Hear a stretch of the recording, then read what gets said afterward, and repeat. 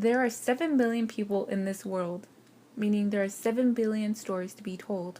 But today, we are going to tell you one story from someone who marked history, a hero nicknamed Moses. So we decided to make a Draw My Life. No, actually draw her life.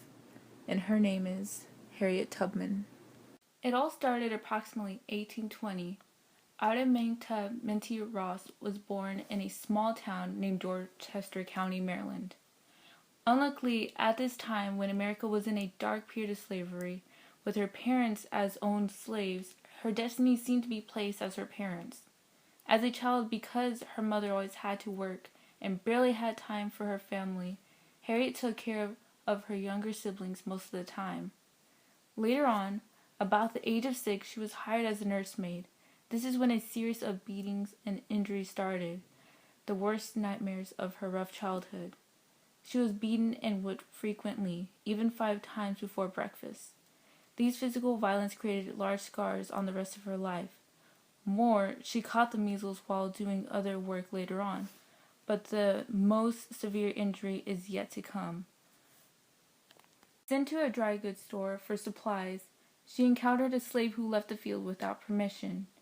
When the man's overseer asked her to help restrain the runaway, Harriet refused, and he threw a 2-pound metal weight in her head.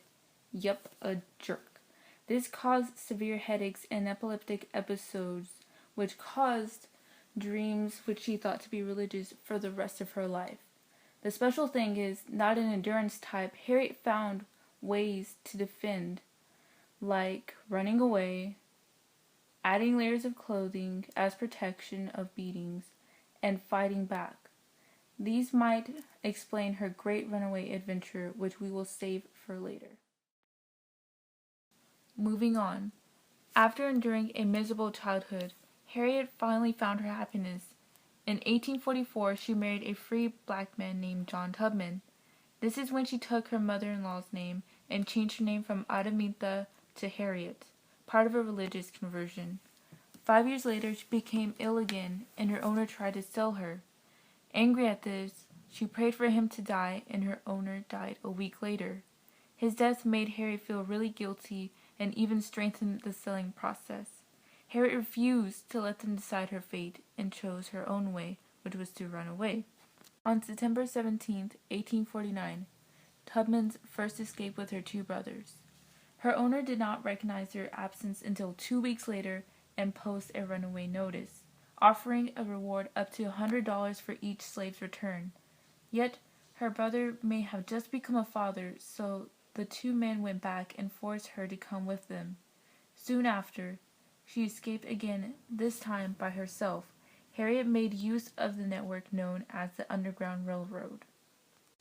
She took the common route for fleeing slaves, northeast along the Choptank River, through Delaware, and then north into Pennsylvania. She traveled by night, guided by the North Star, also known as the Big Dipper. By this, she got great help from the abolitionists and members of the Religious Society of Friends, often called the Quakers. They often used deception to protect runaway slaves. At daytime, Harriet will pretend to be a hired worker. At night, they will hide her in a cart and take her to the next destination.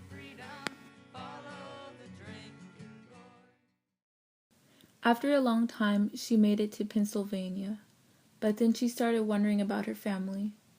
When this idea came to mind, if I am freed, then my family should also be freed.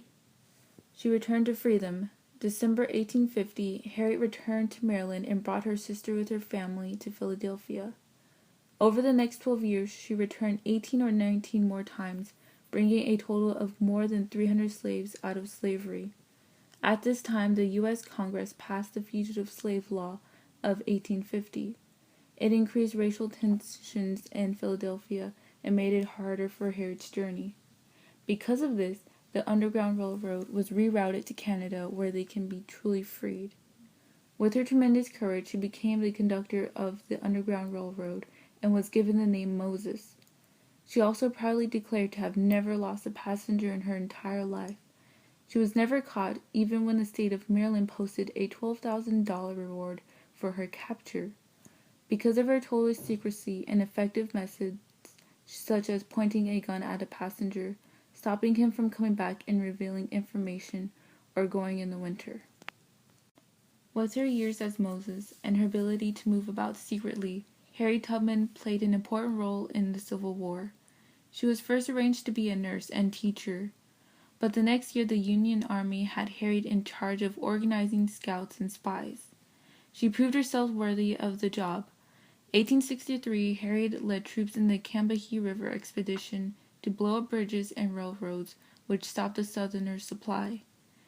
In the process, Harriet freed over 750 slaves.